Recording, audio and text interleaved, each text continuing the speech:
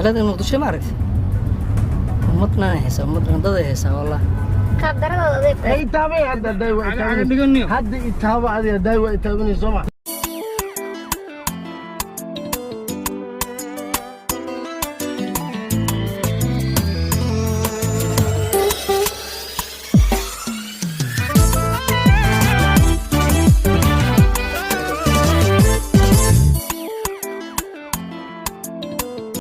kulanti wanaagsan dhammaan daawadayaasheena ku nool daafaca caalamka mar kale iyo soo noqdo wanaagsan muuqaal kale oo xiiso leh barta aad naga daawanaysaan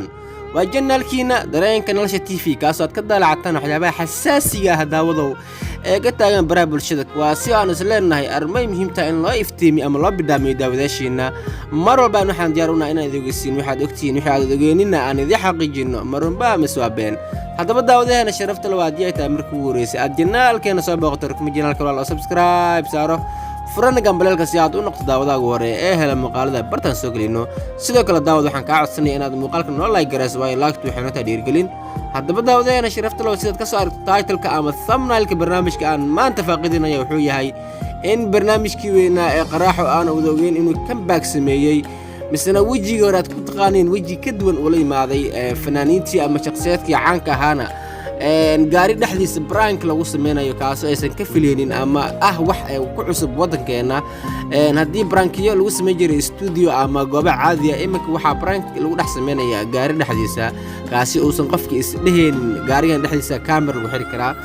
haddaba daawadayaasha sharafta leh aan u soo laaban muhiimadda barnaamijkan maanta faaqideyno ugu dambeyn waxaa dhacday in xidiga weyn ee Dayax Dalnuurshe lagu casuumay barnaamijkii weyn ee qaraaxo sidoo ogsooneen sanadkii hore waa lagu casuumay barnaamijkan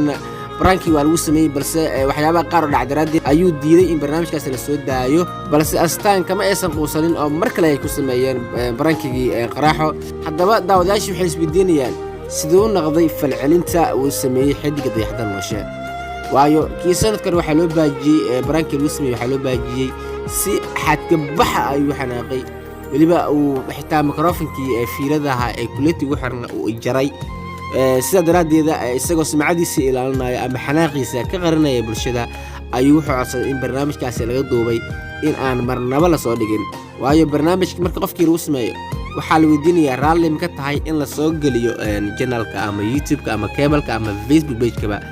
kadib markii shakhsigu uu ogolaaday ayaa bulshada soo gudbinaya balse ma uusan ogolaanin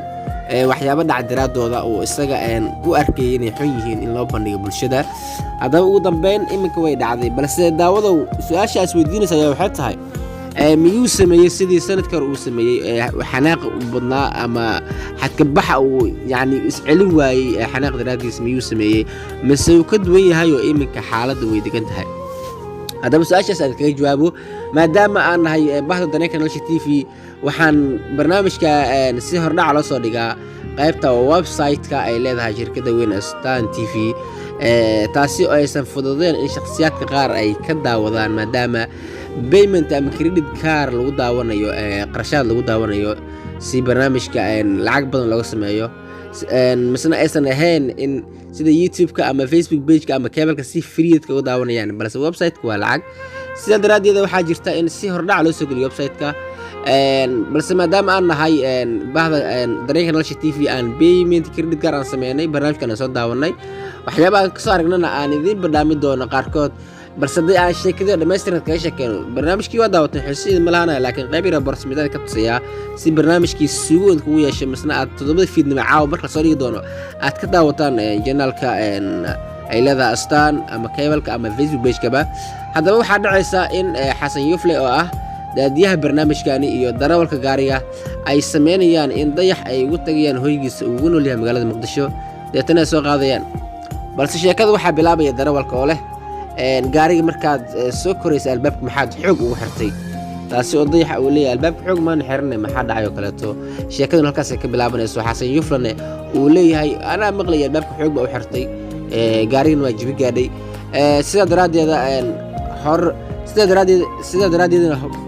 sida daraadeedna botherinka ama dhibaatada ama foodada lagu sameynayo si lagu xanaajiyo darteeda Dayax Dalnuurshe ay meesha bilaabanayso balse in badan oo dulqaad muujiyo ugu dambeyn uu iscelin kari weynaayo taasi oo kaaga cad in xidiga Dayax Dalnuurshe uusan kaftanka ama waxyaabaha foodada uusan ka helin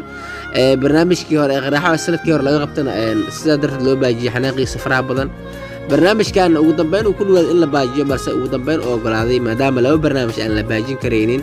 haddaba xidigani oo fanka kusoo biiray horaantii sanadii 2013 ayaa wuxuu qaaday heese dabacsan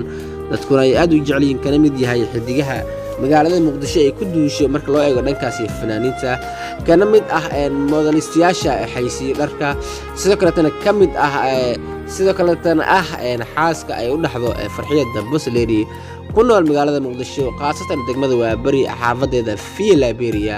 ayaa xidigan wuxuu yahay xidig kamid ah xidigaha caasimada marka la eego muqdisho iyo ku faanta fanaaniinteeda uu kamid yahay role modeliska ay ku deedaan jiilka maanta fanka soo galaya ama dadka fanka jecel ba ay yihiin uu yahay qof yani tusaale ah haddaba xidigani ayaa barnaamijkan si habsami looga soo muuqday ugu dambeyn barnaamijkii ku soo dhamaaday si habsami qurux badan leh xasan yuflana uu yani ka yara xanaajiyay inkastoo dulqaad marka la eego kii sanadkii hore oo iminka badnaa oo iminka dulqaad badan muujiyay haddana barnaamijka muhiimadiisa waxa weeyaan in shakhsi lagu casuumo uu yaraan laga xanaajiyo xitaa hadduu xanaaqi waayo xasan yufla uu sameynayo in biyo uu ku firdhiyo biyo caafi uu ku firdhiyo taasi oo qofkii u cadeynaysa in qofkani uu xumaan ama dagaal u socdo kadibna ka xanaajinaysa waliba waxaan ogeyn in malyumaanka gaarigo socdo ay ka digaartay ay nafsadeeda halis u gaartay barnaamijkan marka laga soo tago xanaaqiisa ama halista uu keeni karo shakhsiyaadka caanka ah haddana waa barnaamij lagu madaalinayo dadka islaamka ah ee Soomaan maadaama aysan daawan karin filmaanta qaar aysan daawan karin riwaayadaha qaar aysan dhageysan karin heesaha qaar balse Astaan way fikirtay maadaama ay leeyihiin hal abuuro ama shaqaale hufan ay keenan caqligan ah in qofkii ramadaankiisa loo ilaaliyo isna la madaaliyo lagu qoslasiyo waqti qurux badan la siiyo ayaa waxay ku ammaanayeen company-gan sida ay hagar la'aanta ay bulshada ay ula jaan qaadayaan mar walba in waxyaabaha update-ka ay ugu soo kordhinayaan dadweynaha haddaba ugu dambeyn waxa dhacday in barnaamijkaasi si habsami loo soo dhamaaday xidigana laga codsaday in barnaamijkaasi la soo deyn doono balse uu ogolaaday haddaba daawada waxaa isweydiinaysaa barnaamijka goorma soo gali doonaa waxaa la soo gali doonaa caawa 7 fiidnimo waxaa la soo dhigi doonaa qaybta YouTube-ka ee Astaan sidoo kale qaybta Facebook page-ka ama haddii uu cable-kooda kugu jiro ka daawan kartaa 7 fiidnimo sidaa daraadeedna subscribe si saarataa ama like si saarataa page-ka ama YouTube-ka sidoo kale tan waa inaad YouTube-kan subscribe saarataa si waxyaabaha barsimidada aan ka soo daawano qaybta website-ka ee ugu xamaasada badan leh aan idinku soo gudbino haddaba daawadeena sharafta loo adiyay markuu guuleystay aad janaalkana soo booqato kuma janaalka walaalo subscribe saaro فرنا قبلك سياد ونقطة داودا وري إيه المقالة برتان سوقرينو haddaba daawadeena sharafta leh inta ku kulmi doona muuqaalka mid ka xiiso badan waxaan ku rajeynayaa waqti qurux badan caafimaad Ramadaan Kariim